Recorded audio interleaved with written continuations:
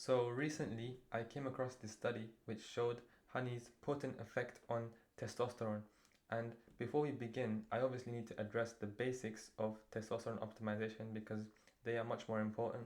And the basics are getting enough sleep, eating the right diet, exercising daily, and reducing your stress. But after the basics, there comes a few specific tools that you can use in order to boost your testosterone.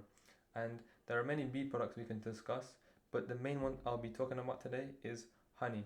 Now, there's a huge difference between your average store honey and raw honey from the hive. So let's take a look at its ingredients. Here we have Tesco clear honey, and it says on the back that it's a blend of non-EU honeys, and it's a blend of honeys from more than one country.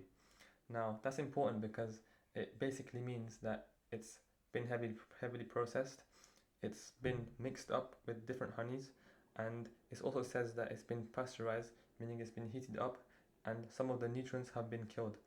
Another thing I need to say about this is that it's been engineered to last longer and not crystallize, so that basically means it's not as natural as the actual honey you get from the hive. And here we have raw honey from Q Honey, shout out to them. So this is unfiltered, unheated, and 100% natural wildflower honey. I got this for £15 on Amazon, and it's unpasteurized, completely natural. This is made in a glass jar, and this is made in a plastic bottle, making this the superior option because this contains microplastics because it's made in a plastic bottle. And this honey does crystallize, which means it's natural, and crystallization is just a natural process, so that basically proves it's natural. This doesn't crystallize and stays like this for what, 5-10 years, it wouldn't change. This has basically just become a syrup, a sugary syrup that isn't as honey as you think it is. So why is raw honey so beneficial? So raw honey contains chrysin, which lowers the amount of aromatase inside of your body. And aromatase is basically the enzyme that converts testosterone into estrogen. So the more aromatase you have, the more of your testosterone will be converted into estrogen. So chrysin lowers aromatase, meaning you have more testosterone in your body and less of it being converted into estrogen. It also increases the hormone LH, which travels to the testes and tells them to produce testosterone. Raw honey also contains boron and nitric oxide. So boron essentially lowers the amount of SHBG levels inside your body, and SHBG is basically the enzyme that packages up your testosterone and renders it inactive, so it basically becomes storage instead of actually being used by the body.